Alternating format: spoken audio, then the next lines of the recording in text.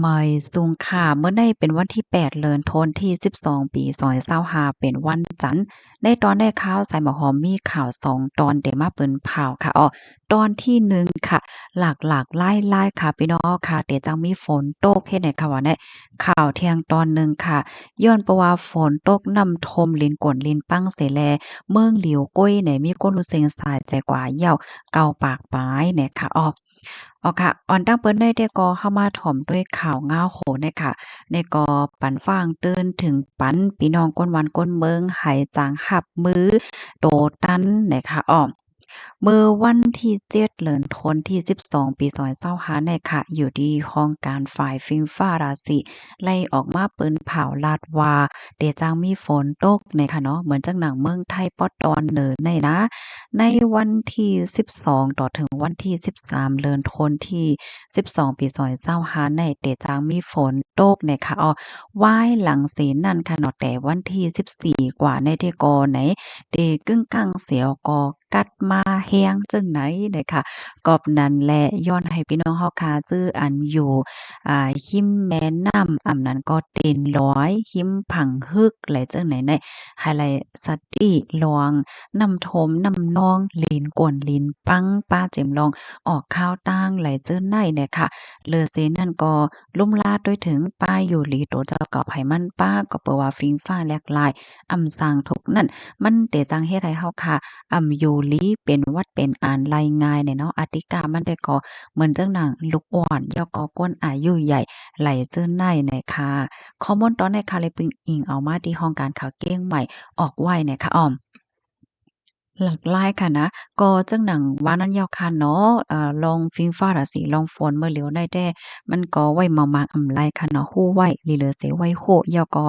ฟังสติไว้แค่นลีเหลือเสไว้ฟังสติเฮ็ดจังไหนค่ะนะค่ะลูกดีข่าวเงาโหนได้เฮแลกำในเฮาค่ะเนี่ยก็มาเที่ยงตอนหนึ่งค่ะดีเมืองอินโดนีเซียเนาะก็ยาเพศสภาวะฮาวแห้งต่อถึงเมื่อเหลียวในมีก้นรู้เซ็งสายใจกว่าเหย้า เกาปากเศร้าก็อันหลายได้มี2ปาก80ปลายเฮ็ดจั่งใดออกเมื่อวันที่7เดือนธันวาคมที่12ปี2025ได้มีข่าวง่าวออกมาว่าเส้นสายไม้ก้นอันรู้เส้นสายใจย้อนเพราะว่า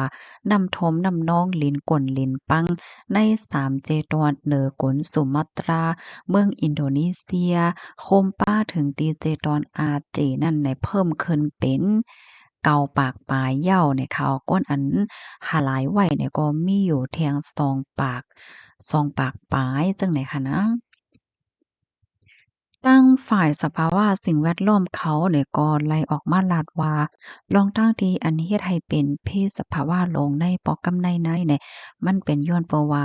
แดบไม้หญ้าป่าเถินให้ในฝ่ายหนึ่งตั้งปอตอนจังนั้นเนี่ยก็มันมีอันเป็นคอมพานีเขาจังไหนเนี่ยค่ะนะเขาก็มาเฮ็ดเหมืองเหมือนจังหนังว่ามาเฮ็ดเปิ้นเฮาว่าหญ้าโคตื้นสภาวะเฮ็ดให้นั่นน่ะนะ มันไหนก็มีพรตุ่มยอนต่อสภาวะสิ่งแวดล้อมเสียก็เฮ็ดให้น้ำท่วมน้ำนองหาวแห้งใหญ่ในปอกกำไนเฮ็ดจังไหนคะเมื่อเหลียวในตั้งฝ่ายหลวงปองจึงอินโดนีเซียนี่ก็เตทัดคอมพานีอันทางเทิมว่า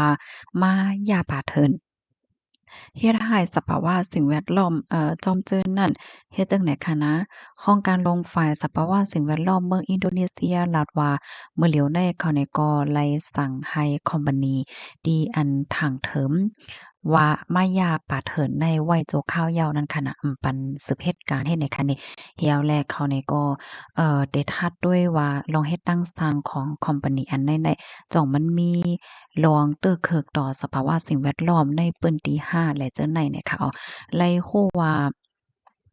ปื้นที่อันใดๆนะมันเนี่ยก็มีคอมพานีเหมือนจั่งว่ามาเฮ็ดโรงไฟฟ้าและจั่งเนี่ยพี่น้องเขามาเฮ็ดโรงไฟฟ้าหอันนั้นก็เฮ็ดเหมืองว่าซังว่าเฮ็ดจั่งใดนั้นค่ะนะเนาะมันก็เฮ็ดให้มีลองเตื้อเคิกต่อสภาวะสิ่งแวดล้อมสิถึงที่เฮ็ดให้ก้อนวันก้นเมืองไหลตื้อเคิก อันเป็นกระป๋อกำไนเนี่ยข้าวตั้งอำหลายวันกุ้ยค่ะเนาะก็มีก้นรู้สึงสาใจในถึงเกาปากปลายเพชรในเขาในก็ว้าวค่ะมาด้วยคอมพานีอันวันซ้ำเป็นคอมพานีในรอนเด็กอะไรเนาะค่ะมันเป็นที่คอมพานีอันหนึงที่ปองเขาทางเทิงค่ะนะมันได้มีชื่อข้องว่านอสุมา Energy เนาะเป็นคอมพานีอันเฮ็ดเกี่ยวกับเรื่องโรงไฟฟ้าแรงน้ำเอาน้ำเกี่ยวก็มาเฮ็ดเป็นโรงไฟฟ้าเฮ็ดจั่งใดเสี่ยวก็เลยฮู้ว่าคอมพานีอันใดนะได้รับเงินคืนอันดีแค่ดีเงินแค่ว่าจั่งใดเฮ็ดให้ออกแล้วก็คอมพานีที่อันหนึ่งซ้ำเนี่ยเป็นคอมพานี Agincourt Resources เนี่ยคอมพานีของเมืองค้ำเฮ็ดจั่งใดนะบ่เหลียวได้คอมพานีอันใดเนี่ยก็เป็นอันที่เราบ่ถึงเขาเพิ่นก็ทางเทิงเหี่ยวก็ได้ทัดกว่าเฮ็ดให้ออกหรือสินั่นก็มีเที่ยงคอมพานีต่างซื่อต่างเพิ่นเที่ยงเฮ็ดจั่งใดค่ะข้อมูลตอนนี้ค่ะเลยเป็นที่ของการข่าวสดออกไว้เนี่ยเนาะเพราะว่าเฮามาถ่อมข่าวโคนได้นะพี่น้องเฮาค่ะโวนหันถึงจังหือพองเลยค่ะเนาะเหมือนหนังว่าสภาวะสิ่งแวดล้อมที่มันร้าวแรงมาแล้วจั่งใดในตั้งฝ่ายต้องหนึ่งสภาวะสิ่งแวดล้อมเขาก็ลาดว่ามันเป็นย้อนก็เพราะว่าก้นเมืองเนี่ยก้นเปิ้นเฮาว่าจังก้นในเมืองก้นโครงกลางลงในหญ้าสภาวะสิ่งแวดล้อมให้ในนั้นคั่นน่ะเฮ็ดแลปื้นตีหลายเสียมว่าคะเนาะที่มันมีรองแต้บไม้หญ้าป่าเถินอำนั้นก็เฮ็ดเหมิงจึงไหนเนี่ยเพราะว่ามันเป็นเพมาไหนก้นเมืองนั่นยาวเนาะก็ติไลรับพรปางไหลคำจากคำจ้ามันเฮ็ดจั่งไหนไหนอ้อม กำแน่พอเขามาด้วยแทงมังก็ค่ะเนาะเพิ่นก็ไม่ใจค่ะนะลองที่เมืองใต้แหน่มาหนังที่ในเมืองใต้บางทีเนี่ยก็มันก็มีลวงเหมือนจั่งหนังว่าย่าป่าเถินห้าแล้วก็เหมิงอันนั้นอันใดเฮ็ดจั่งใดก็ซ้ำมีเฮ็ดให้นั่นค่ะนะเนาะนั่นเดี๋ยวเปิ้นก็อ่อนกันไว้ใจไว้อยู่เฮ็ดจั่งใดค่ะนะอ๋อค่ะพี่น้องค่ะรับถอมยามหันเถินจั่งหือพ้องเนี่ยก็ต้องตักมาแลค่ะเนาะย้อนให้กูก็อยู่เลยกินหวานแลหลอดเพกันค่ะมอยซุงค่ะ